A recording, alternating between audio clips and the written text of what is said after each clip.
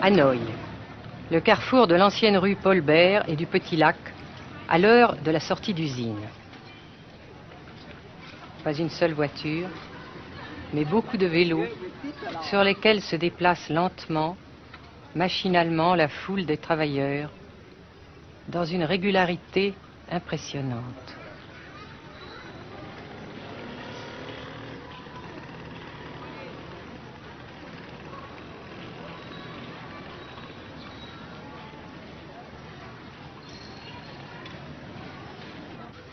La sensation que ce pays est anormal ne nous a pas quittés au Nord-Vietnam. Anormal d'abord parce que toute vie individuelle a disparu au bénéfice d'un effort collectif extraordinaire. Dirigé d'une main de fer à l'intérieur d'un dispositif de sécurité draconien. Anormal ensuite parce que dans ce pays coupé en deux depuis 10 ans, un grand nombre de familles vivent le drame de la rupture qui alimente à sa façon la guerre du Sud. Est-ce que vous pensez, Monsieur le Président, qu'il y a une solution militaire à la guerre du Sud-Vietnam? Non. Parce que vous savez que le peuple Vietnam, c'est en un. Et le pays du Vietnam, c'est un. Les Américains ont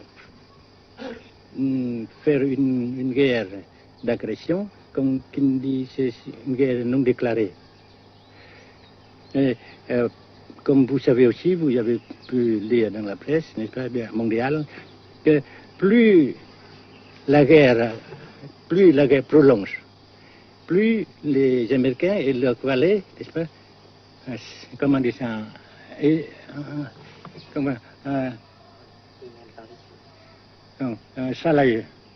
s'enliser, et plus ils supportent des échecs, comme vous savez récemment, n'est-ce pas?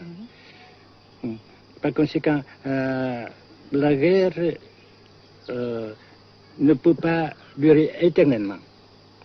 Et je suis très heureux que les politiciens haut placés français ont reconnu cela.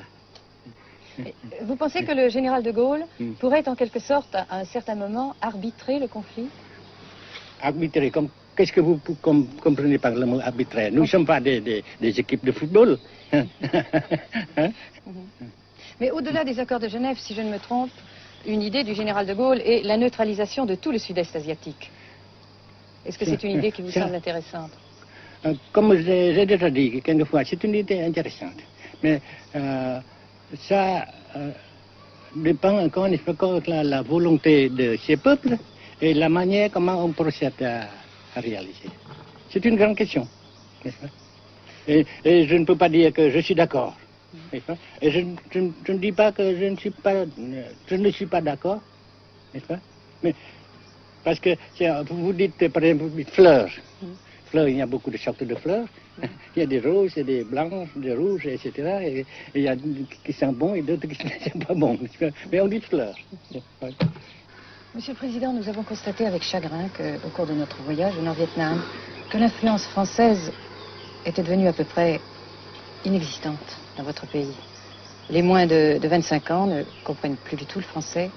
Et je me demande si, à votre idée, des rapports peuvent se rétablir tels que la France continue à jouer une sorte de rôle culturel ici.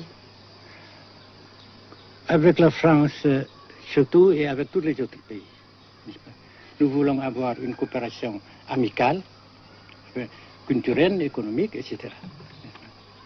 Mais je suis sûr que vous ne voulez pas avoir, n'est-ce pas, que la France ait l'influence qu'elle avait avant. C'est une autre chose. Naturellement, c'est une autre époque. Mais coopération culturelle, économique, qu'est-ce qu'il y a encore, sportive par exemple, oui. etc., n'est-ce pas, nous le désirons. Si la guerre se cristallise au sud et se poursuit encore pendant quelques années, pensez-vous que l'avenir économique du Nord-Vietnam soit viable? Je suis sûr que c'est non seulement viable, mais ça progresse. Parce que vous avez vu vous-même, vous avez constaté vous-même qu'ici, nous travaillons beaucoup, notre peuple travaille beaucoup, avec abnégation, n'est-ce pas, et avec dévouement, avec enthousiasme. Et d'un côté, nous travaillons pour, comment dirais-je, pour, principalement, n'est-ce pas, de nos propres forces, de nos propres. Et aussi, nous avons, n'est-ce pas, l'aide fraternelle des pays socialistes, n'est-ce pas. Alors, nous, jusqu'ici et après cela, n'est-ce pas, nous avons déjà réalisé des progrès. Pas très grand comme nous voulons, mais nous avons réalisé des progrès. Et dans l'avenir, nous progressons de même. Mais vous mentionnez là l'aide des pays socialistes. Est-ce que cette aide ne s'est pas trouvée légèrement compromise à la suite du conflit idéologique entre la Russie et la Chine? Non, parce que ces questions, n'est-ce pas, différences idéologiques entre nos différents partis frères, c'est nos affaires intérieures. Ça passera. Et l'unité, ça se fera. Mais l'aide fraternelle continue et continuera. Et c'est très précieux pour nous.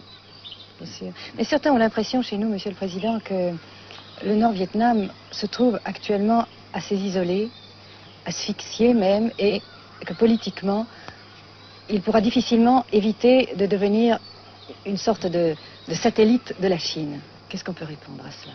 Jamais.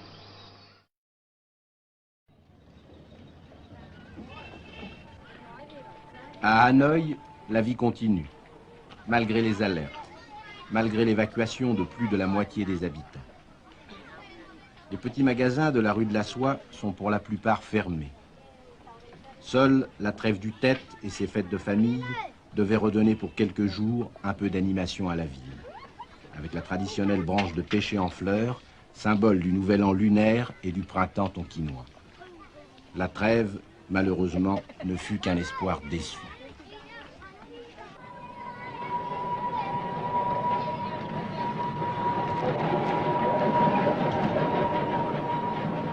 Dans les rues, de grands panneaux de propagande donnent les informations de guerre, les statistiques officielles et quotidiennes des pertes américaines. Selon le gouvernement de la République démocratique du Vietnam, 1631 avions américains auraient été abattus au-dessus du Nord-Vietnam.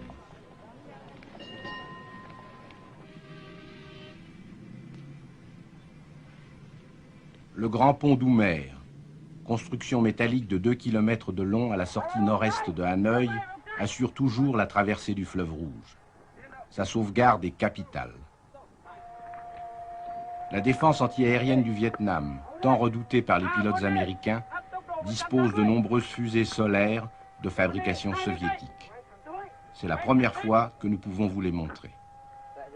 Les rampes mobiles de lancement sont déplacées chaque nuit afin de déjouer les repérages.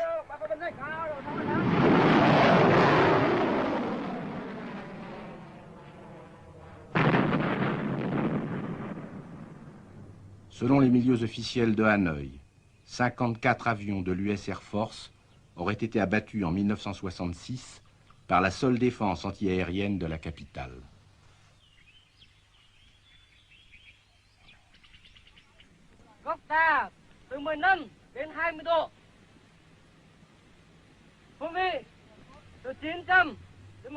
Pour la première fois également, nous avons pu voir les pilotes et les avions de chasse vietnamiens. Pour la plupart, leur formation a été assurée en URSS.